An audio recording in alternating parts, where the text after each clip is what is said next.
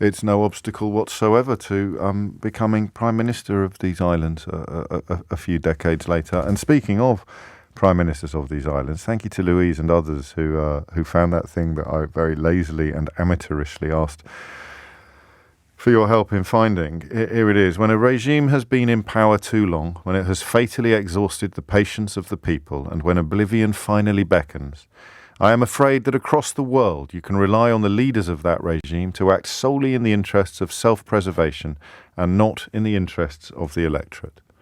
Who do you think said that? I'll tell you after the very latest news headlines with Dominic Ellis. It's 11:31. You're listening to James O'Brien on LBC. Incognito Duke volunteers to sell Big Issue. And I think in homage to Chantal in Hull, let's just say why. Why do you think he did it? And whether he should have done or slightly more cynical interpretations of it. Drew up in Manchester and myself perhaps in danger of letting the perfect be the enemy of the good. Well, he didn't do this. He's done that, but why didn't he do this? Me more than Drew, because I think the point about his mate who really did go and at least get an idea of what it's like to sleep on the streets as an unrecognisable homeless person, did something much more educational and helpful from a personal point of view than William Windsor has done. But why do you think he did it? 03456060973. And if you don't want to do that, tell me whether it is in any way relevant to you that his family probably have more spare bedrooms than any other family in the world. 03456060973. Except that racing bloke whose daughter bought Tori Spelling's old house, Tori Spelling's dad's old house in Beverly Hills. A bit niche, that. Nicola's on the Isle of Sheppey. Nicola, what would you like to say?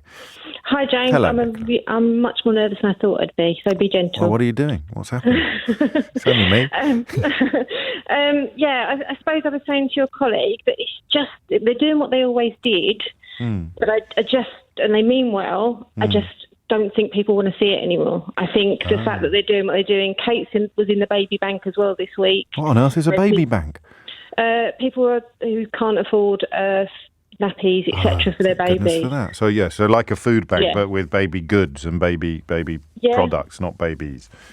That was my first thought, but I read past the headline, and I think it's great she's showing a lot on it as his wills, but they go back to the last thing that's happened, and I think the more they're in public, you take what happened in the Commonwealth. Where they've done what they've always done. They were going around on their vehicles with their white outfits on. Oh, wow. So this would be like the domestic equivalent of touring the West Indies dressed like something out of the 1930s.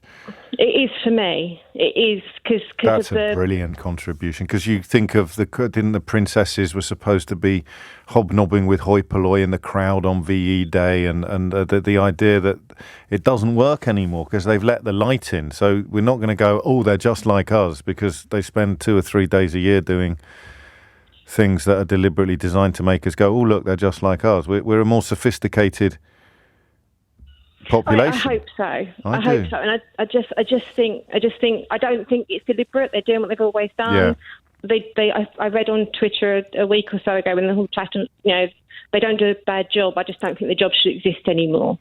That's nicely put. When William Windsor turned to his besuited courtier or whoever it is that comes up with these wizard wheezes and said, but why?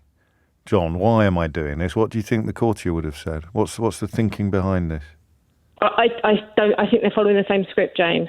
I don't think that they either need to, I said to your colleague, they either need to just step back and just go and live their lives and, in luxury, etc., or they need to have a significant reform, or I don't think they can survive. They're trying to square it. They're trying to balance the unbalanceable. Because it is still rich man in his castle, poor man at his gate. I mean, almost literally, in this case, sleeping at the gate. So you can't, however hard you try to express your empathy for the person sleeping on the street outside your castle, you're still in a castle and he's still at your gate. And we won't put up with that in the way that we did when we used to sing that hymn in school without even realising what we were singing. Yeah, no, exactly. I just think it's the difference between the amount of people who are suffering and them. It's just too much now. I don't know what you were nervous about. That's a brilliant, absolutely blinding contribution. It's so good, in fact, that I'm going to nick most of your best ideas and pass them off as my own at various points in the future. Oh, you know how it works, Nicola. That's what you sign up for when you ring in. Many thanks indeed. No, thank you. And in fact, Michael takes it further. Michael's just texted in from Ham to remind us that King Richard was reputedly mixing among the people on his return from the Crusades. I don't know whether that was historically accurate or just the sort of part of the Robin Hood story, that Richard was sort of knocking about with the plebs before trying to get his brother back out of the castle. I genuinely don't know. I think Eleanor of Aquitaine had a much underwritten role in that particular process.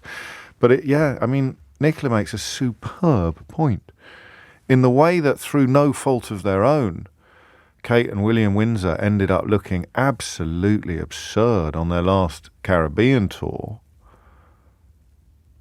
So they now look absurd when they sort of climb down to mix with the plebs, although they mean well. I think it's important to stress that we're not French.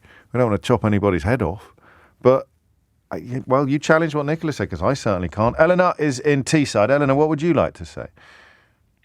Hello there, gents. This is really interesting to me, actually, because I've had a lot of interactions with the big issue in the last week. Oh, yes. Due to speaking to the local lady to me. Yeah. And I manage a charity. And to be honest, it's just further evidence to me of how outdated their charity model is, and how they are working on a traditional model that, 20 years ago, 30 years ago, worked, but now... Or 200, 300 years ago it might have worked, you know. Yeah. I know, to be honest, it's the royal family is an outdated model as well, and just because something is the way it's always been done, it doesn't mean that, to give a homeless person supposedly a hand up by putting them in that position where their main identity is still that they are homeless. They're working technically, but you are identifying them as homeless. Yeah. You are, in some respects, saying your skills are confined to your identity as a homeless person. The money that was spent on putting William on the street, if you could draw out that person's skills and talents and train them up, the country's desperate for carers, for baristas, waitresses, chefs. I think the whole model is outdated, and that model and this just drives it home. It's as if there's no strategy in the palaces, isn't it? It's as if the idea that, well, let's go back over our greatest hits in order to restore or increase our popularity doesn't recognise the fact that the world has turned. It may turn back again. I think there were periods in Queen Victoria's reign when support for the monarchy hit historic lows. So it's by no means a permanent state of affairs necessarily, but the kind of the social structure, the hierarchy bit of it feels pretty permanent, doesn't it? The idea that, mate, it just doesn't wash anymore. Why are you doing this? Why are you selling the big issue? Well, I'm trying to draw attention to the plight of homeless people. Well, go on then. I think the contrast, if you have to ask yourself, if you were to put someone who lives on the streets and ask them, spend a day doing what Prince William does, would he come away from that and you would assume he understands Prince William's experiences, Prince William's life, Prince William's needs? It's Prince and the Pauper. It's is it Mark Twain who wrote Prince? I mean, how long would you need to be in the palace before you actually got an idea of what it was like to be the prince, rather than just thinking that you were on the weirdest job swap of all time, isn't it? Yeah. And that's what yesterday is, the weirdest job swap of all time. Except that there was no big issue seller who got to spend the day cutting ribbons with Kate Middleton. No. And if he'd have sat down with those people, with the people who sell the big issue, and listened... He may have done, let's be fair. He probably did. Let me go as far as saying that. And we know that he has spent a night on the streets with the chief executive of Centrepoint. He's patron of the charity. But even that word patron fits into what you've said, because it's patronage. And the line between patronage and patronising is actually a lot thinner than it used to be. It's not, look at that. Isn't that fantastic? We've got a member of the royal family on our letterhead. Yeah, but what do they actually do? Well, they've let us put their name on our letterhead. It's not really very impressive in the modern world. Actually, flip it on its head and say, if the big issue, the programme designers, whoever works in there, had sat down with their beneficiaries and said, I am plucking a number out of the sky here, £10,000 that we're going to spend on security for William to do this. How would you like us to spend it? Would they have chosen for Prince William to be on the streets for an hour?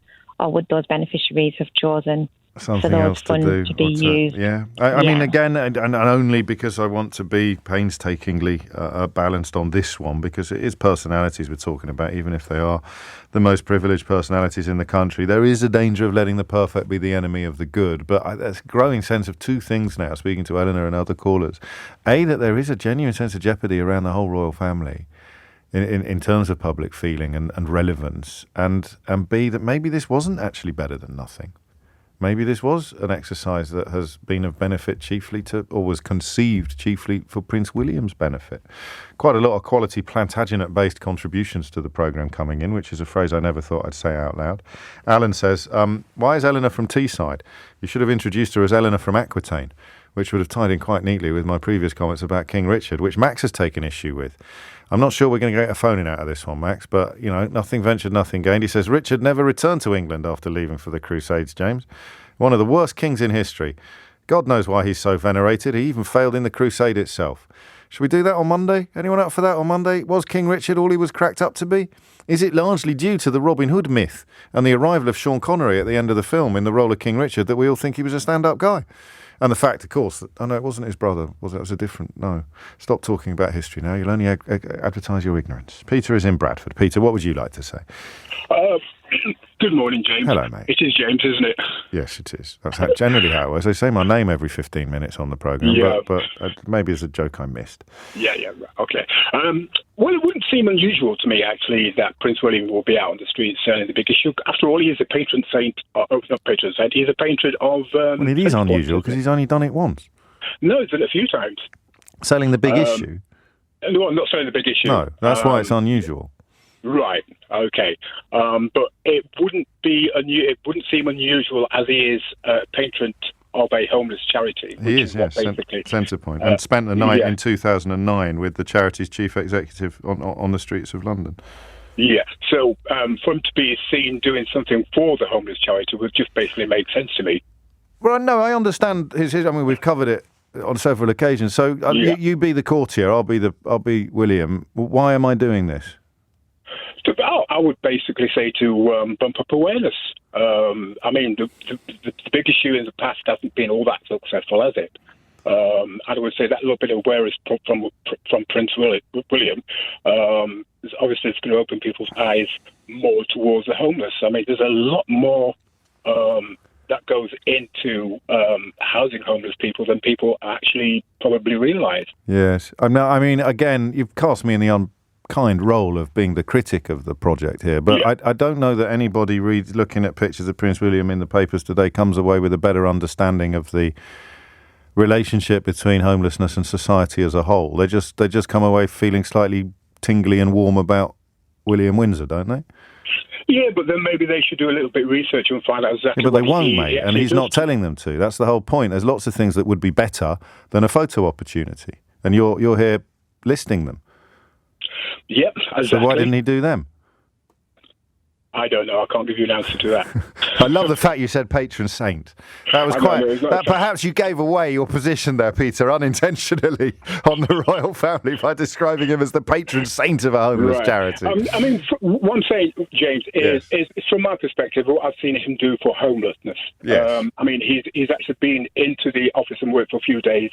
He's actually been on the phone with the benefits office sorting out benefits. And he's actually done some of the work within the office. No, I get all of that, and fair play to him, but what has it achieved? And is it relevant, now that you're here, I'll ask you this, is it relevant that his family probably have more spare bedrooms and empty properties than any other family in the country? Who can say? I mean, you can, I'm asking you. Is it relevant? Yeah. It's not relevant, is it? It is to me, I think, the more I think about it. Yeah? Yeah. Well, everyone's got their own opinions, James. That's how the show works, Peter. Yeah. So just briefly, why isn't it relevant that his family, I mean, will be among the families in this country with the most spare bedrooms and empty properties? Sorry? Why is it not relevant to you? I mean, they don't even live in one house. They move between palaces and castles. Being Bad Sandringham one week, Buckingham Palace the next week, Balmoral the one after that. James. You've got Clarence House. Clarence House is the size of... Can't hear me. What?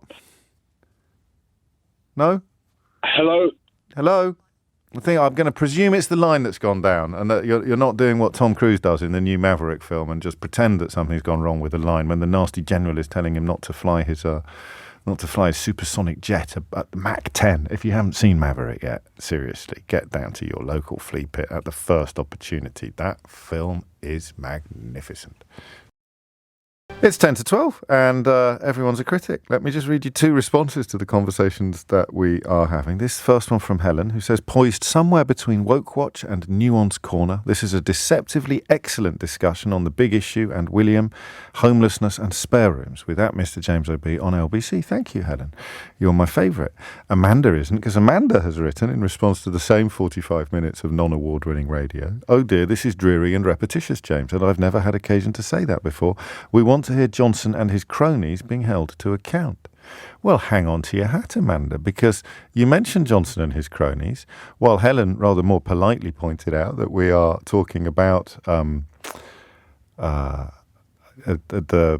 issue of homelessness and bedrooms. I have in front of me a photograph of Boris Johnson sleeping rough for the night with one Evgeny Lebedev, who, of course, he put in the House of Lords, and whose father has been described in the last month as a member of Vladimir Putin's inner circle. That's why the Canadian government have sanctioned him. We took a slightly different approach in this country. Boris Johnson went to his 60th birthday party the day after being elected Prime Minister. So it is hopefully in the quest to please both positions that I turn your attention next to the latest dispatch from Paul Caruana Galizia, who is, of course, a reporter on the Tortoise website and whose London Grad series has now reached episode 4. The previous 3 looked at that Joint Intelligence Committee concern that Alexander Lebedev might use the Evening Standard to provide cover. It also included a rather fruity story about Stephen Fry's choice of birthday presents for Lebedev Jr. But we're now on episode 4, and Paul joins us to give us an idea of what we might discover. Before we do that, Paul, thank you as ever for your time.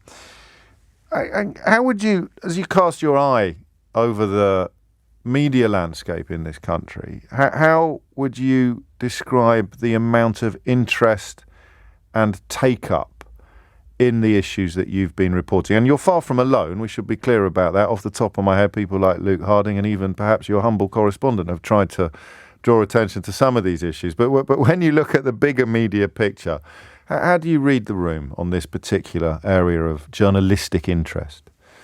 So the funny thing about it is that Evgeny and his father, to a lesser extent, have really been hiding in plain sight for years. And when we reported a couple of months ago that there were these security concerns about Evgeny's peerage, there was a lot of uptake. So the Sunday Times covered it, and it suddenly became this huge story, which is still going on at the moment. But I think the difficulty is that the Lebedevs represent a kind of Russian oligarch that was so successful in integrating themselves with the country's media and political class that it's now become quite hard to deal with them.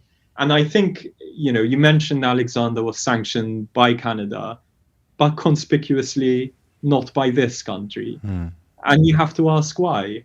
And I think it's really interesting that it proved easier to sanction Abramovich, who owned an entire football club, and not Alexander Lebedev, who by now, his links with the Kremlin are pretty well documented. And so it is that documentation is among the things to which you turn your attention in episode 4 of London Grad. So tell us more about that. That's right. So we start episode 4 with a bunch of emails that were leaked from the account of a man called Vladislav Surkov, who was a really senior aide in Putin's office. So senior, in fact, that he engineered the annexation of Crimea. And in these emails, we see Alexander suggesting ways of defending the annexation. So in one case, he says we should compare it to the referendum on Scottish independence. Then he suggests ways of boosting the economy of annexed Crimea, where he suggests the Kremlin should send its officials and employees on mandatory holidays, he calls them. And it's, I think, notable that Alexander himself owns a resort in Crimea.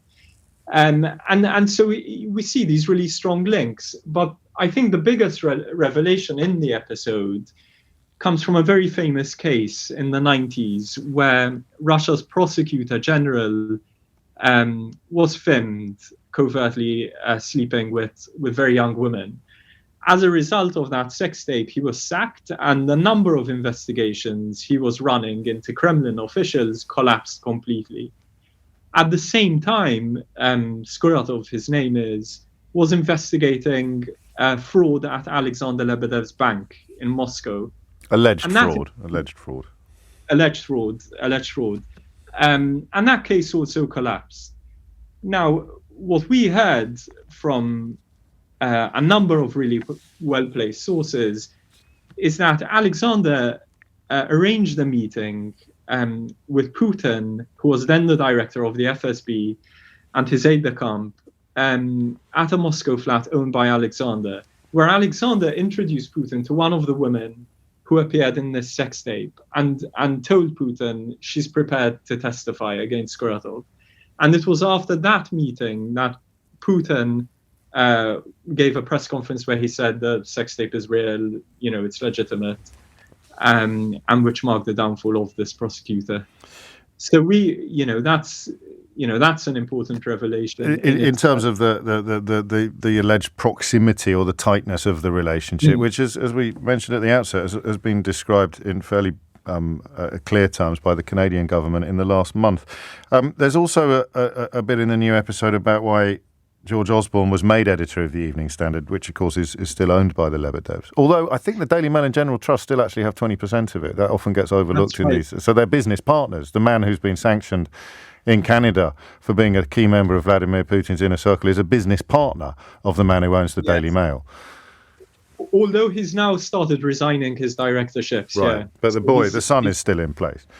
Yes, the son is still in place. And so the George Osborne thing, I mean, in a way is really, really funny but serious, right? Because at the end of the day, the Evening Standard is an important newspaper. It's London's largest circulation news, or was until the pandemic. So who edits it is an important public figure. So the way that editor is appointed is important.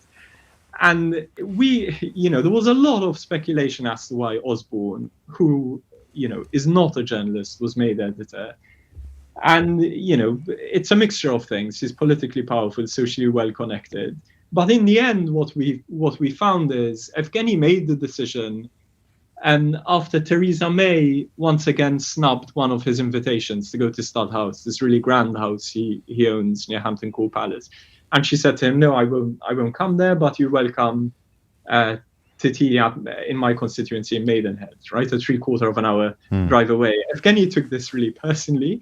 And it was after that he said, you know what, I am going to make George Osborne the editor.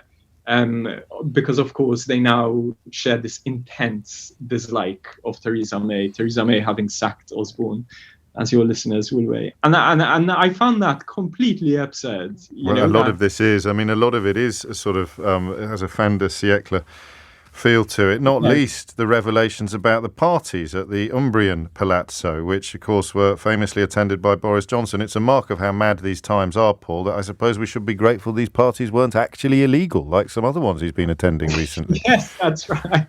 So it's a real party culture in that crowd.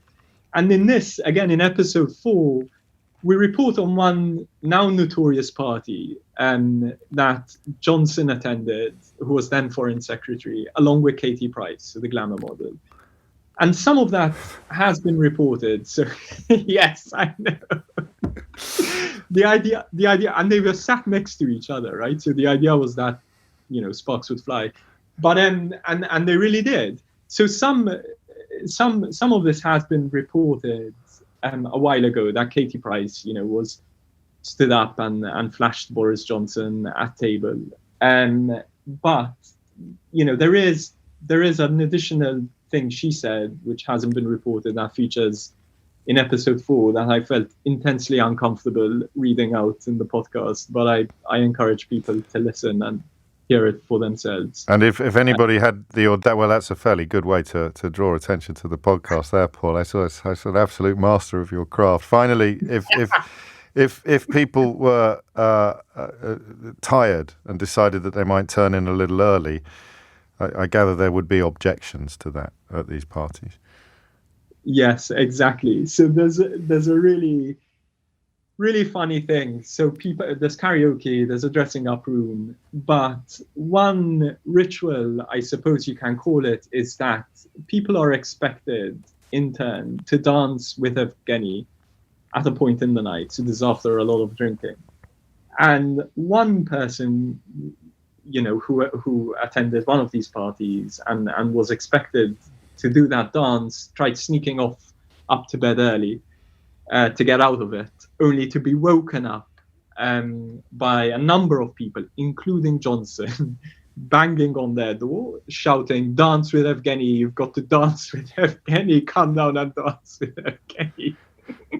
See, the way you were laughing and the way I'm responding as well, it actually takes us back to the beginning of the interview when we just talked about a completely successful infiltration, if you like, because this does all sound rather jolly hockey sticks, and it does all sound fun up until the point that, of course, we learn that this is a family that has incredibly close ties with the Kremlin, and we're now living in an era where Boris Johnson is trying to portray himself as a sworn enemy of Russia. Other journalists, of course, still reporting on the amount of money still being taken in from Russia-linked donors since the Ukraine war began. I'm thinking of Peter Gagan over at Open Democracy. How many episodes are you? Is that it now? Is there going to be more? I mean, there are two more. There are 2 more episodes, wow. And I really hope people listen to the next 2 because there's a lot more juice in this story. And the next episode 5, is on really about Boris Johnson at another notorious Umbria party, the one where he turned up at the airport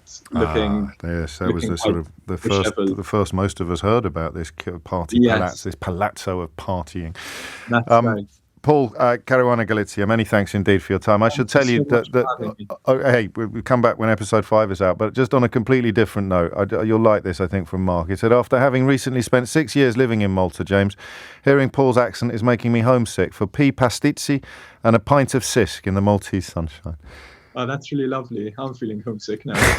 Thank you, Paul. 2 minutes after 12 is the time. 6 minutes after 12 is the time. Okay, this is going to make you laugh. Actually, you'll like this first. James, everyone switched to Paul's podcast to find out what Jordan said to Boris Johnson. You may as well go home, bud. I'm not allowed to, mate. I'm going to have to wait till after the programme I already know. Anyway, I'm going to talk about... Keith, we may need a sound effect here. I should have told you before. I mean, it's not quite Summon the Usherwood, although I'm going to talk about Brexit. Not for a full hour, because the Daily Mail has accused Google of being biased, which I think is so objectively hilarious that we're going to have to talk about that. And also, I always relish an opportunity to invite LBC's technology guru, Will Guyot, onto the programme. But the Daily Mail, being accused of bias by the Daily Mail, it's like being accused of being crispy by Golden Wonder and Walkers, isn't it? Which is absolutely incredible. What happened to you today at work? I got accused of being biased by the Daily Mail. That's like being accused of bad brand management by Gerald Ratner or somebody like that. Oh, I should really be able to do at least 10 minutes of material here, shouldn't I? Of thinking up examples of epic. Is hypocrisy the right word? It's like being accused of bad brand management by Gerald Ratner. It's like being accused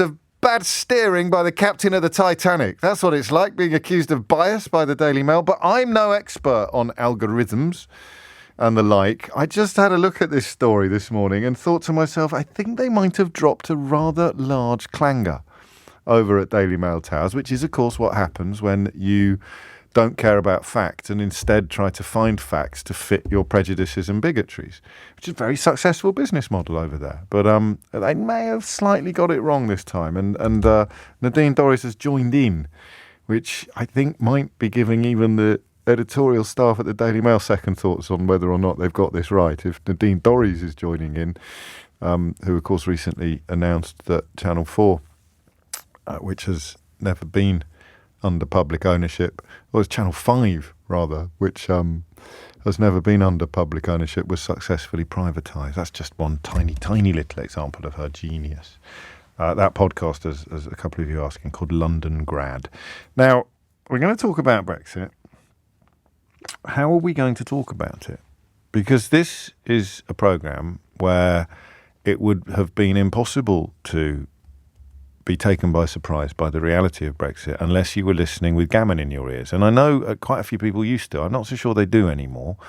But the amount of interaction I have with people insisting that everything's about to be brilliant and we're all going to end up with huge amounts of egg on our face and we're all going to be better off, and there'll be lots of people still coming here despite from European countries, despite freedom of movement being abolished, and being out of the single market won't have any negative impacts whatsoever. I mean, I could sit here now and speak uninterrupted until Sheila Fogarty sits down over there and list all the things that you were told were not true that have now come true.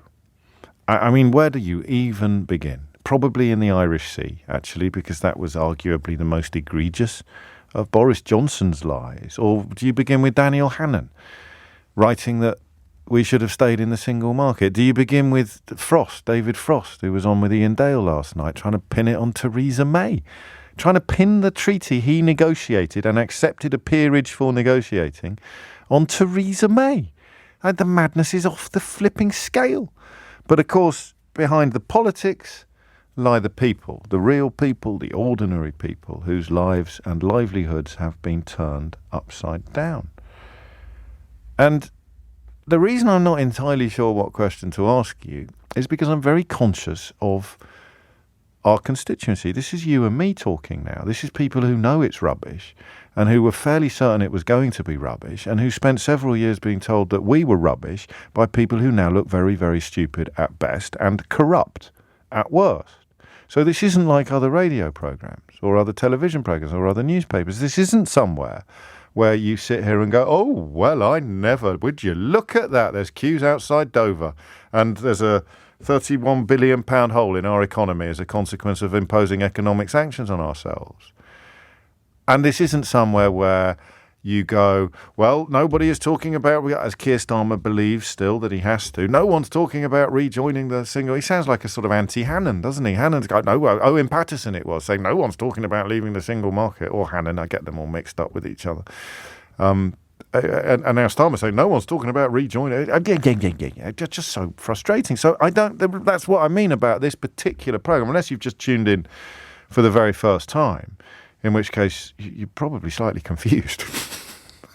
I would be.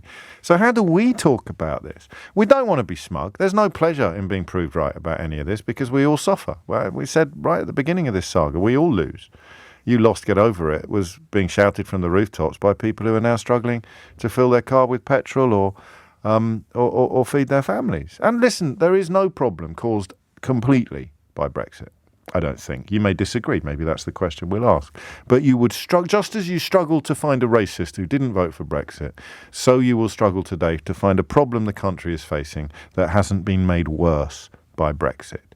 And if you needed the absolute acid test proof of that, then you'd turn to the 9 alleged benefits that turned out to be the very best that Jacob Rees-Mogg could come up with after being charged by Boris Johnson and even given a fancy new title, Minister for Brexit Opportunities.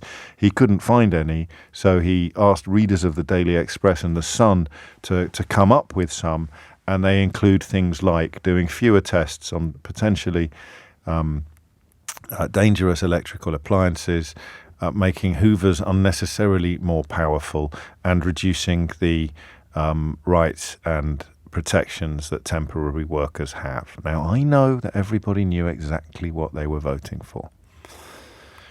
But even my powers of sarcasm are being stretched by saying things like that out loud. So, what do we do then, you and me, now? Do we look at the impacts? while guarding furiously against any sense of I told you so? Do we talk about what it's like, as Daniel Lambert, our friend in the wine trade, has done another lengthy thread describing about how his business has essentially been hobbled? Some businesses will survive, some have already given up, but nobody's life has got easier. Do we talk about why Northern Ireland is outperforming the entire United Kingdom except London? Because it's still in the single market while the rest of us aren't. Do we talk about how most trade bodies in Northern Ireland are really quite happy with how things have turned out, while the DUP is still holding Westminster to hostage to get them to abandon the protocol, which would involve a breach of international law and a ducking out on treaty obligations, which I think are legally binding. You can tell that they're probably legally binding because the government didn't ask its own legal advisor to comment on whether or not they were legally binding. It's mad, and it gets madder. It gets madder every day. And I don't know what we do now. Keir Starmer's not talking about it. I increasingly wonder whether that's the right course to take. I console myself with the thought that he will change course when the weight of evidence becomes insurmountable, when there is a broad and widespread feeling that we've got to talk about it. 94%, a Daily Express poll had 94% of people saying this isn't what they voted for, this isn't the Brexit that they voted for. The Brexit that you voted for never existed. I got laryngitis telling you that over the course of the last 6 years. It never, ever existed. The sunlit uplands never existed. The technological solutions never existed. The unicorns were never going to arrive. It never, ever happened. And yet, fine, look, if you've got to cling to the claim that actually you knew all this was going to happen and what you really voted for just hasn't happened yet, but it will soon. Do you know what? I'm not even angry with you anymore. I'm really not. I just pity you. Because you didn't do this to yourself. It's been done to you by people who would not wee on you if you were on fire. So how are we going to have this conversation? When do you think the dam will break? Okay? When do you think we will, as a country, acknowledge that Brexit was a terrible, terrible mistake? And no, that's not even right, because we're going to have to, but we don't know when. How do we begin cleaning up this mess when we have a government that won't admit there's a mess? 0345 6060 973 is the number you need. A brilliant report on ITV last night by Joel Hills, their business and economics editor, even featuring a photograph of Boris Johnson on a visit to a fish market in Brixham in 2019, and one of the fish traders there saying, he told me my business would boom. And went on to say, Brexit has meant we have to work harder for less money. We have to employ extra staff for the admin. I was the first one to put my hands up to say, I'm sorry, I voted to come out of Europe. I really wish we were still in it. And that is a self-confessed Brexit voter in the fishing industry. That poor woman who used to ring us up from Lowestoft, still trying to blame it all on Boris Johnson, despite having joined Nigel Farage's Tin Pot party and taken a seat in the European Parliament. Do we do that? Is today a day for people joining this Ian Perks person and saying sorry? I don't need you to say sorry. But are you ready to acknowledge that you made a mistake? 0345 6060 973. Yeah, let's do that. It might not work, in which case I'll come back after the break with a different question. But what made you realise that your Brexit vote was a mistake? 0345 6060 973. And in a way, to involve everybody else, is the country ready for this question yet? That's a brilliant cop-out, isn't it? So if my phones don't ring off the hook with people regretting their Brexit vote, then they can ring off the hook with people explaining why people aren't ready yet to publicly regret their Brexit vote. I would genuinely like to know how you can still cling to the claim that it's going well, or that it has gone well, although that it was a good thing to do. 0345 6060 973. And I would remind you that the OECD's forecast for economic growth puts Britain 19th out of 20 developed countries. The only country below us is Russia. Take these two facts, right? The only country below us is Russia, which has had sanctions imposed from outside. The second worst country is the United Kingdom, which has imposed sanctions on itself. And then take that idea, picture it if you can in your mind as a chart, We're 19th, Russia are 20th on the OECD's economic growth forecasts. And then take the actual economic performance post-pandemic, where you've got London and Northern Ireland in positive territory and the rest of the United Kingdom in negative territory. What is it about Northern Ireland that could possibly explain why it's outperforming the rest of the United Kingdom, bar London, economically? Right, you see? So those two charts right there, that's reality. One is a forecast and one is not. One is a record. So, all right, 3 questions then. Number 1, how has it hit you? 0345 6060 973. How has it hit you? Unexpectedly or expectedly, how has it hit you? Like it's hit this fisherman in Brixham. Question number 2, what made you realise you'd made a mistake? And there's no shame in that. 0345 6060 973. Question number 3, I'm going to slightly finesse now. Is Keir Starmer right to believe that the country's not ready for this question yet?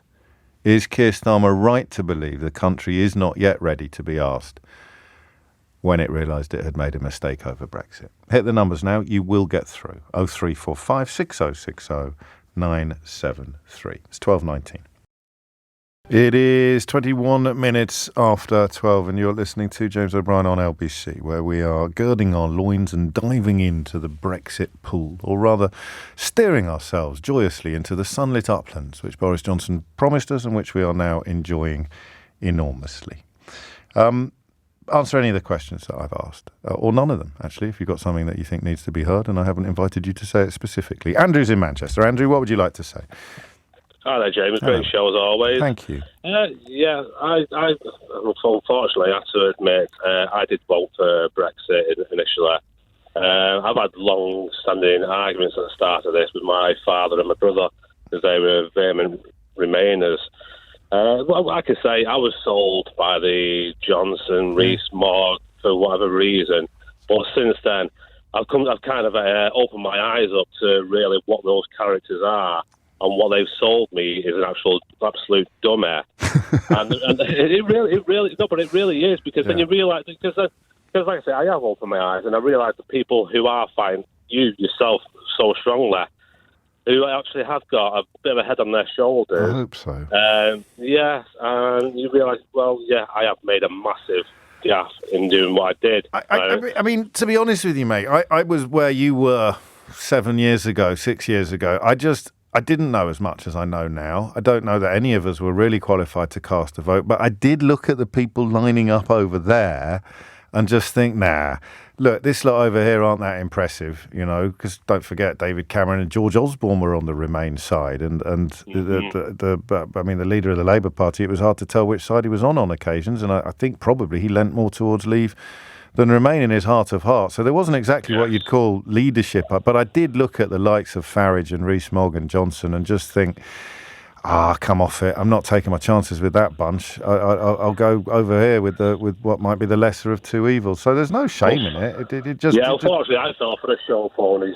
I really did. Yeah. When did you begin to think, or when did you have to look your dad and your brother in the eye and and everyone would hate this in a family context, you go, all right, yeah. But was it over Christmas? What was no. It's 2019 vote, because I strongly voted for, I voted for Lebedevs for the first time ever, just because they're the only ones who were saying, right, we're going to fight to get back into the... They still are. Yeah, but that's what I'm saying. Yeah. So, but Labour were neither here nor there, that's true. Which I've always voted. So I thought Lib Dems, right, they're going to fight for us to get back into the EU, because I knew I'd made a mistake. So since then, I've known I've made a mistake. I just wish I hadn't. Were your family were they gentle with you, Andrew? Oh, yeah, we have good bits of... there's little digs every time we meet up, yeah. That's important, though, because we got, some people, we took some heartbreaking calls about family fracture and breakdown in the immediate aftermath. And because I'd lost my dad 4 years previously, I did say at the time to people, look, you're not going to all be around forever, so do try, however cross you are and however heated these arguments get, do remember that the worst thing that could possibly happen is that you never have a chance to make up. So I do hope people took that advice at the time, not that Andrew would have needed it. 12:24 is the time. Leon is in Doncaster. Leon, what would you like to say? Hi, James. Hello, mate. So I voted in 2016 as well. I'm just going to try. I'm going to try and improve your phone line, Leon. So it's gone a bit south since you came through to the studio, but we'll definitely get back up shortly. Richard's in Chelmsford. Richard, what made you pick up the phone? Hi, James. Hello, to one of your questions, I don't think we'll get out of this mess until we change the government. But even then, it's far from guaranteed. Has that phone line gone down as well?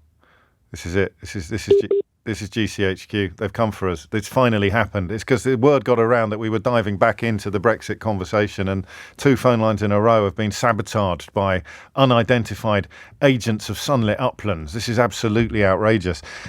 Right, third time lucky. Marcus is in Andover. Marcus, what made you pick up the phone? Hello, good afternoon, James. Hello. I'm going to address the question. You said, is the country ready to admit that Brexit was one of your questions was? Was that one of your questions there, James? Yeah, I think so. And I don't think they are. And I think, and the reason why I say that, you just have to look at Northern Ireland. I think it was like, if I'm right, I think 87% of Northern Ireland voted to remain in the EU. Is that correct, James, somewhere along those lines? I don't know, mate. You can check this stuff before you ring in. I think so. Yeah. Yes. Yeah, but my argument is that they voted to remain in the EU, and they kind of got what they wanted, because you got the border in the Irish Sea, meaning that they're still in the single market. But yet, you've got a lot of them still want to be British and saying, actually, I don't want that. No, but Marcus, mate, you're getting your theys a bit confused. The people who still want to be British to the detriment of the Northern Irish economy are not the people who voted to leave the European Union. They're the people who wanted to leave the European Union, They're the DUP, yes. Right. Okay. So they didn't even want the Good Friday Agreement, Marcus. So they're not that bothered about it being jeopardised by.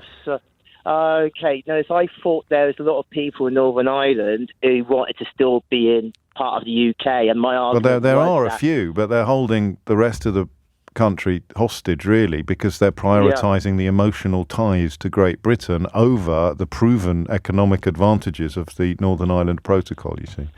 I think we kind of got to the same sort of place I was trying to aim in at, but I sort of got there by the wrong way in a way. Well, there's nothing wrong in that, and you know, it is. I mean, there it is, but it does rather suggest that the conclusion the country might not be ready to talk about it yet may have been built on shaky ground. They're talking about little else in some corners of Northern Ireland, of course, at the moment. Marcus, take care. From Andover to Cornwall, James is there. James, what made you pick up the phone? Hi, first time caller. Welcome. Pretty nervous. Don't be. It's only me. So I'd actually registered to vote, encouraged by family and people I was working with at the time. Yeah. To vote to leave. Right. Cornwall was a big leave vote, wasn't it? Yeah, massive. And all my family, I wasn't myself, but they were all quite big UKIPers and that kind of thing. And it was. I tried to watch as much as I could at the time on the news about, and tried to inform myself as much as possible. But I just sort of felt like the encouragement I was getting from my family side, despite my friends and my partner who are actually avid Remainers. There's a generational thing going on there, I suspect, is there? When you talk family, you're talking about older people, and when you talk about friends and partner, you're talking about younger people. Is that fair? Yeah, absolutely right. So when did you, I presume you're here to tell me you regretted it. You're more than happy, if you want to tell me that it's the best thing you've ever done. No, so the moment I put my vote in and left the station, I kind of felt, why did I do that? I immediately felt regret the moment I put my vote in. And if there was a way to change it, I would have done it in a heartbeat. So it wasn't really evidence or events that made you realise that you'd possibly made a mistake. It was just a brief period of reflection.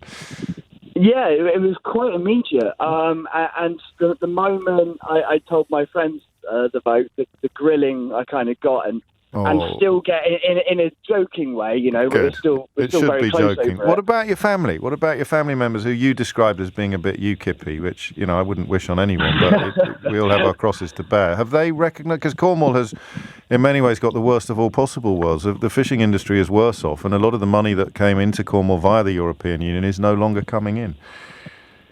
Absolutely. I mean, I think they don't really speak about it that much anymore. But I don't think that they would change their vote should it come round again. No, because it's kind of there's so much invested in it, isn't there? Which isn't to do with observable evidence and is to do with sort of indescribable sentiments and feelings. Thank you, James. You've got good friends there. Just not quite good enough to steer you in the right direction in time. 12:30 is the time. Amelia Cox is here now with your headlines. 12:32 is the time. Is the country ready for this conversation? Keir Starmer doesn't think it is, but we're having it anyway. When did you begin to regret your Brexit vote? And if you need the reasoning behind this question this morning, two simple statements of fact. We have the second worst economic forecast in the entire OECD, so that's essentially the 20 most developed economies in the world. The only country below us is Russia, which is, of course, subject to externally imposed sanctions. The reason why we're 19th is because we're subject to internally imposed sanctions, which translates roughly as shooting yourself in the foot. And then why is Northern Ireland the only part of the United Kingdom whose post-pandemic economic performance is currently positive, with the exception of London? What could it possibly be about single market membership that has delivered that kind of fillip to the Northern Irish economy? And that is just bottom line before we even talk about all the other stuff. So on we go. Jack's in Northwich. Jack, what would you like to say? Hi, James. Hello.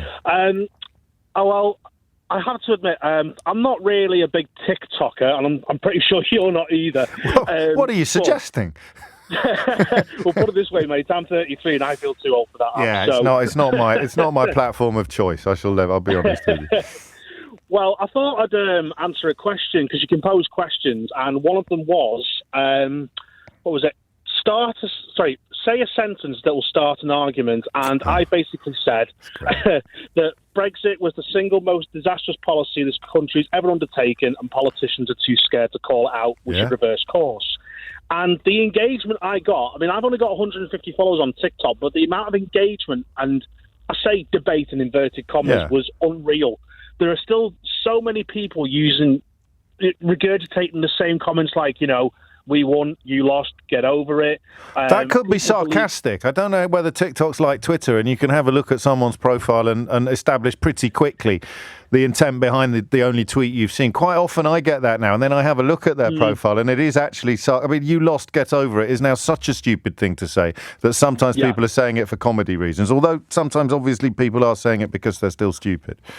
Through the general tone I got, one thing that your producer asked was how many of them were bots, but having a look through all the profiles, I'd say it was probably 52-48 in favour of, real people actually still touting out this garbage. And do they have any substantive suggestions? Do they say, you're really silly because look at this is brilliant? Well, one or two tried to argue that it's based on sovereignty, and then I actually pointed out to one, why don't you actually look up Stephen Crazen's theory of sovereignty? And you're like, I'm not interested, I'm not going to bother. Well, what's the point? All the parliamentary report, I forget what the correct terminology is, that literally stated the UK Parliament has always been sovereign, although it sometimes didn't look that way. I think that was actually on the statute book, wasn't it? So you don't think... TikTok, I presume, like Twitter, is a slightly unrepresentative sample, but you don't think the broader population... You'd agree with Keir Starmer that people aren't ready to have this conversation yet? I don't think they are, and I've got to be honest. I do want Keir Starmer to be the next Prime Minister of this country. I'm a Lib Dem personally, but I'm also realistic. Sure. But I can't help but feel disillusioned that he's not prepared to call out things like, how our inflation is the worst in Western Europe, obviously apart from Russia, and, how Brexit has in some way contributed to the cost of living crisis. I'm only chuckling because it is the evidence. It is now ridiculous, isn't it? It's as if the emperor isn't just naked. It's I don't know whether what's beyond naked. It's like you've got your super glued to his naked buttocks and you're still claiming that he's wearing clothes. It's incredible how it unfolds. But as James points out while you've been speaking, Johnson still throws across the dispatch box at PMQs. He wants to take us back into the European Union, no matter how many times Starmer says, no, I don't. To acknowledge that would be to give fuel to what James describes as the gammon army, some of whom I suspect make up part of that fabled Red Wall. So they can't tell you why they want it, but my God, they'll tell you still that they want it. Yeah. Well, to give you one example, James, of how just highbrow this debate is, rather than come at me with, facts and statistics, I had one guy genuinely respond to me What are your pronouns, comrade? Has he photoshopped you yet to make you look a bit fat or something, or silly? Because that's also a very, very clever comeback. That also works very well to undermine your arguments and your evidence-based positions. Well, as you say that, actually, James, quite a few people, it must have been the filter I was using on TikTok, quite a few people were asking what kind of lipstick I was using, and I'm not a lipstick wearer by any way, shape or form, but again, people can't come back to you with, look over there, that brilliant thing that wouldn't have happened. Well, some people claim the vaccine rollout, and then some other people who are right point out that had absolutely nothing to do with leaving the European Union. Right, I told you that we were going to get LBC's technology guru, Will Guyatt, on the programme because I called him earlier. I never call people anymore. My days of doing proper journalism are behind me. I very, very rarely get my hands dirty in actually preparing content for the programme. I've got people to do that for me. I've got a person to do that for me. But I spoke to Will Guyatt earlier because I thought that I could smell a bit of a rat on page 6 of the Daily Mail under the headline, Proof that Google is outrageously biased to the left. And Will Guyatt joins us now because, my goodness me, Will Guyatt, if anyone is in a position to lecture us upon the evils of bias, then surely it's the Daily Mail. This is quite a story, James, in that the best way I can describe this is, do you remember when politicians have taken to the internet and said, why am I seeing adverts? I shouldn't be seeing adverts for Russian brides. Yes. And all of these kind of things, being shocked. What's wrong with this infernal search engine, they would say? My feed is full of Russian bride adverts. Yeah, and the reality is when you then tell them that they've clearly been searching for something that might make the internet believe they were in the market for a Russian bride, that's where that's come from. And one of the most interesting things about this story in the Mail is there are 200 different signals which Google relies upon for the rating of an item in search. And I should just explain what the item in the Mail is before you pick it apart in your expert way.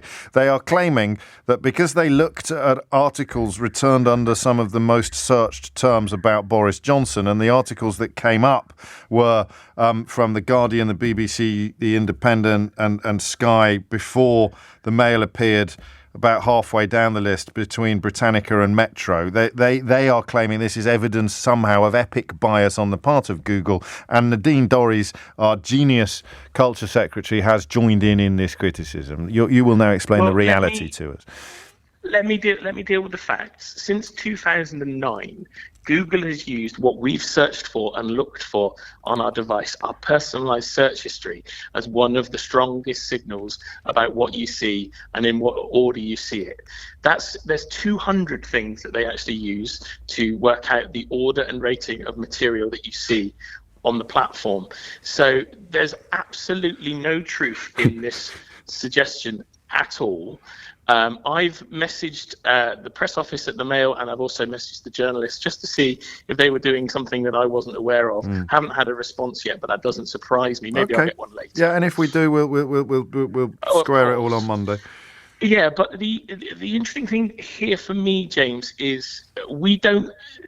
There is no. Some independent surveys have been done, and it proves that there is no evidence for this. Donald Trump has complained Google is against him, and at the times he's done that, other people have proven that sites favoured to Donald Trump were getting more of an organic lift from Google, as in they were being seen by more people. There is no evidence that proves this, and a Daily Mail journalist sat at his desk looking at what rates on his computer is not an acceptable way of doing this, especially if you then give it to Nadine Dorries and people who can then turn this into part of an unnecessary culture war. Without mentioning that I think the Daily Mail and Google are engaged in some legal battle at the moment as well, which may be part of the reasoning behind the decision to publish this bilge. Yeah, that's it. And I mean, the challenge with this, it's like when you have when somebody tries to explain away the internet, and what we don't want at the moment is there's rights and wrongs about everything online. There's probably things that can be done to improve the transparency of how Google and other organizations show you information, but to flatly accuse it of bias like this, essentially somebody said to a journalist, go and prove this for me, and they've done it with one set of search terms on one computer unless they prove it differently to you and I. Which we look forward to hearing. So, I mean, if I'm understanding you correctly, this is likely to be more a reflection of which news sites have been most consulted by that Google sign-in or that computer terminal, is it? Yeah. Somebody at the Daily Mail likes reading The Guardian more than they like reading their own website. That's essentially what you're trying to say, James, and I'll say it for you. But there's other... Sorry, I'll stop laughing so people can hear you. There's other avenues to this too. Some of it is about how the Guardian website is built. Yes. There's all sorts of technical stuff behind the scenes. That isn't right bias. That isn't left bias. That's doing the job properly, building your website for a way that enables Google to search for it. Anybody can do that. So to turn this into a left versus right battle is hugely irresponsible, because I could go out there now and probably find you loads of examples of stuff on Google which will make you say, oh God, Google's the home of the conservative. And the right wingers are going to say the opposite side. I bring to you the facts in this, it's personalized to 200 different things, and there's not somebody in Mountain View in California pressing a button going, there's more or less Boris today, or more or less James O'Brien. Get this in front of the peasants. Get this in front of the peasants. And finally, is it pertinent that when I typed in some of the things that they used, like Boris Johnson confidence vote and Lee Mack Boris Johnson, my own Google came back with the Daily Telegraph better represented than either the Guardian or the BBC? Is that because I've been reading more Daily Telegraph recently than... Yeah, quite possibly. And when I search for tractors, Lord knows what I find on the internet. But that's the challenge when it comes to this sort of stuff. But for the Mail to do this in such a black and white fashion, without even talking about in their story about any of the facts that would enable somebody like me to prove or disprove this, it's just irresponsible. And people like my dad who read the Mail, hello Dad, hello Mr. Guy, must be very proud. He listens to you quite often, James. You must be very proud. But that might make my dad think that he can't trust Google anymore. And you'll hear it repeated back. We'll probably hear it on LBC. There'll be someone soon ringing in to say, well, Google's biased or something like that. And this desperation to believe that everybody else is biased, except the most biased newspaper in the country, is arguably quite damaging to democracy, Will Guy. Although I wouldn't expect you to speculate in such realms. Anything else going on in the world of tech? There's a question I don't ask very often. Oh, you've absolutely put me on my toes. I'm looking at the moment at Elon Musk, and one of my favourite examples this morning appears to be Elon Musk responding to a George Galloway tweet about being accused of being state media by saying "Good morning, comrade" in Russian. Oh, fantastic. But that is what a time to be alive. And briefly, because you have interrupted a Brexit conversation, which we don't have that often on the programme anymore, as you know. I gather we've made a very brave stand against the tyranny of making Apple use the same charges on all its products. We're going to be the only country in Europe that doesn't join in with making Apple use. So it's a little bit like insisting on keeping Betamax after the rest of the world had started employing VHS. And what a format Betamax was, James. It was actually better than VHS. It's a bad example.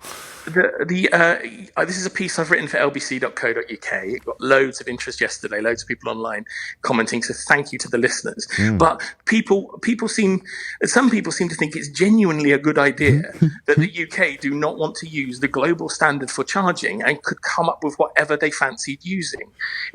I don't understand these situations. The EU also, James, stopped roaming. Yeah. If you're going on holiday this summer, you are going to get stung for extra costs on your mobile bill. And that's as a result of our government saying, yeah, we quite like the fact that mobile phone companies can gouge you for data. I could download your podcast, James. It might cost me £700. Now, it's worth every penny. Yeah, but thank you. I'm glad you made that clear. I shouldn't be having to pay that, because 6 months ago, before we stepped out of this rule for roaming, we wouldn't have to pay anything extra for our data in Europe. So some networks have voluntarily persisted with the free roaming, haven't they? It's really complex. Right. Yes, some have, but some haven't. And the point is that they are free to choose for themselves. The control lies entirely in the hands of the mobile phone companies. That's the control that we took back by giving it to the mobile phone companies. Brexit hasn't been good for the world of tech. No, and that charger story is actually hilarious. Well, Guy, thank you very much indeed. And as you say, if the Daily Mail come back to us with an explanation of why the research they've undertaken is indeed objective, balanced and fair, then we will be happy to share that explanation. But as it stands, it looks as if they've accused Google of bias because The Google sign-in or the computer that was used to undertake this, quotes, research, end quotes, routinely consulted The Guardian, the BBC, Independent, Sky News, ITV News, Wikipedia, the FT, AP News, PBS, Telegraph, CNN, BBC Learning, Parliament.uk, Washington Post, Express, Gov.uk, Facebook and Britannica before it consulted its own archive of articles by its own journalists. You'd have to have a heart of stone not to laugh at that, wouldn't you? It is 12:50. Another bit of news coming in, actually, about European research grants being essentially cancelled because the ongoing battles between the UK government and the EU over the treaty that the UK government and the EU signed, but which one party wants to now abandon or withdraw from, mean that other areas where progress could have been made have been left standing. So 143 grants to British academics now in jeopardy. They've been cancelled, but the EU has, I would say, quite graciously told the academics concerned that they can have a little bit more time to try and find a European Union-based institution to sponsor the research, which is a legal requirement. It's exactly the sort of thing that single markets legislate for. We, of course, are no longer in the single market, which is just one of the reasons why we are looking at a £31 billion hole in our economy at the moment, not to mention all the other issues that we haven't really touched on. I want to play you a decent-sized clip of Full Disclosure this week because it's with a man whose voice alone demands your attention. One of the most beautiful voices ever to grace the English stage, I would argue. But before that, we're squeezing at least one, hopefully two more calls on perhaps the impacts of Brexit rather than the regret of the vote. Richard's in Chelmsford. Richard, what would you like to say? Hi, yeah, back again. I've been importing beer from Germany since 2018, and obviously with Brexit that all went wrong. Yeah. Took me 8 months to get that back on track, with obviously the additional costs. And then in December, I decided to get a pallet. Fortunately, it was only one pallet of beer from Belgium. Paid for it, paid all the duty, and nobody would collect it. And I don't know why. Haven't got a clue. So this went on till about 3 weeks ago when I decided, right, I can't get it myself in my caddy van. Yeah.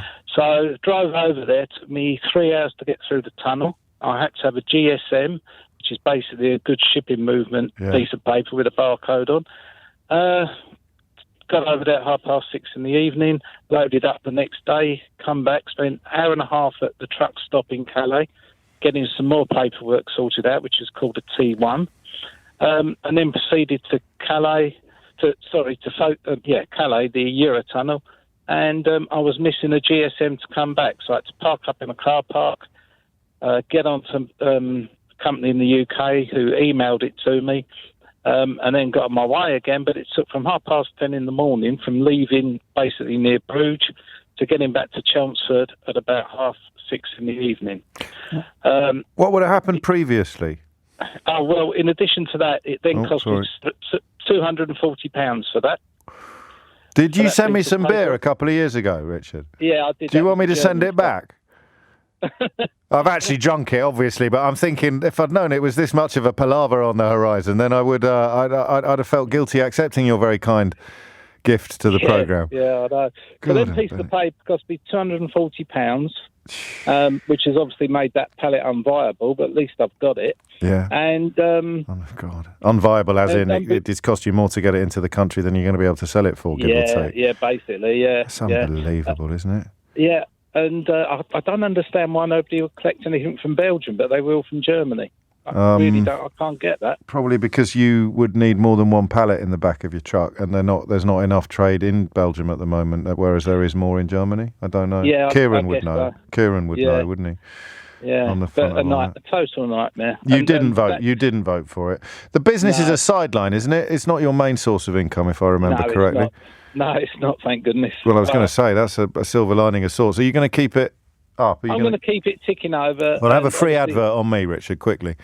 Well, it's the Bavarian Beer Company, and we basically sell to bars and pubs. And very occasionally send delicious brews to your favourite humble radio presenter. Thank you, Richard. Take care of yourself. Sheila Fogarty's just come into the studio. I shall read out. I'll read out a text that just came in on this one. The Emperor has no clothes on. The footballification of politics. This is about decency. This is about morals. When the hell is Sheila Ferguson coming on? I can't stand James O'Brien. I get that all the time. Or Gypsy Rose She, as we call her, after her prediction regarding that disgusting news in Paris that I'm sure she'll share with you shortly. Did you nearly say Hillsborough? I keep doing it because it's so similar. I absolutely did. I will first, however, share with you a little taste of this week's Full Disclosure with an actor. Well, you can listen to the podcast to find out, but I love the guy, and it was such a joy to sit down with Simon Callow. So I was going to the theatre all the time. And music was my other great love. So I was going to the festival. There was no possibility of my being a musician at last, but nor was I even thinking about. I wasn't truly thinking about could I somehow be an actor. I literally was not thinking about that, but I was fascinated by the theatre and by acting and by actors, and read about all the great actors and the great acting theories and all the rest of it. I just went endlessly. And the theatre, which was absolutely preeminent in those days, was the National Theatre at the Old Vic, run by Sir Laurence Olivier after all these years. He started it in 1962, and here we were in 1968. 69 when I left school. And it was one of probably the preeminent theatre in the world, actually, at that moment. Maggie Smith, blah, blah, blah, blah. Great actors, John Gielgud, Ralph Richards, everyone. And Sir Laurence, for God's sake. And what I saw about that place was, in the Old Vic, that everybody who worked there seemed to be inspired by working there. Yes. They seemed very proud to be there. They seemed to love their job, and they seemed to think it was an important job, because what was going on stage was so absolutely extraordinary, and the world wanted to have a ticket for the Old Vic Theatre. So I just thought, how extraordinary it must be to work for an organisation like that. But what I did was very typical of me in those days, is that I sat down and wrote this letter, because I had this idea for myself of being a writer, but I didn't see how I could do that as a job. For some reason, it never occurred to me to be a journalist. I have no idea why, but it just never occurred to me. I thought, no, I could write novels or whatever, something. And I had a typewriter, and I was bashing away and writing about myself incessantly, and even I could see how boring that was. So I sat down and I wrote Laurence Olivier a letter. I had some form as a letter writer because I'd written to the Queen before that, because my great grandfather had been a writer. He was a stained glass artist. Okay, and also wrote monographs about the saints. Right. And when King George V was crowned, he had just written a monograph about St. George, and he sent it to the palace with homage and so on. Well, as we understand it, generally they don't accept presents like that. But for some reason they did. They said, His Majesty is very touched by this. So it's going into the library. Well, my grandmother recounted the story, and I said, well, have you got a copy of the book? And she said, no, I haven't. So I said, well, we'll write to the palace and ask them. So I wrote a letter to the Queen. I said, Your Majesty, I said the rest of it, and it would be wonderful if we could have a copy or a glimpse of this book. And about 3 weeks or 4 weeks later, there was a knock on the door at my little flat in Gypsy Hill, my mother's flat in Gypsy Hill, and the postman stood there with a sort of ashen face. Is this you? So I said, yes, I'm Simon Kelly. I said, well, there is. And it was a letter without a stamp on it. Gosh. It just said, on Her Majesty's private service. Really? Yeah. And so, building on the success of this, I thought I'd write That's the only way is down, isn't it? Exactly. It wasn't even the best story, that, in the podcast. It's an incredible interview, which you can download wherever you download your podcast. I use Global Player app, which is also where you can get podcasts of the whole programme and Mystery Hour and all sorts of other joys from the Global stable. If you're in Manchester, you can see Anything Goes, starring Simon Callow and Bonnie Langford and Dennis Lawson and others. It's an absolute slam dunk of a production. That's at the Palace from tonight, I think, until last night it opened, and it's there till the 18th, and then back in London at the Barbican from the 25th of June to the 3rd of September. Just go to anythinggoesmusical.co.uk to get your tickets. Here's Sheila Fogarty. Sheila Fogarty's, Sheila Fogarty's, Sheila Fogarty's, Sheila Fogarty's, Sheila Fogarty's, Sheila Fogarty's, Sheila Fogarty's, Sheila Fogarty's, Sheila Fogarty's, Sheila Fogarty's, Sheila Fogarty's, Sheila Fogarty's, Sheila Fogarty's.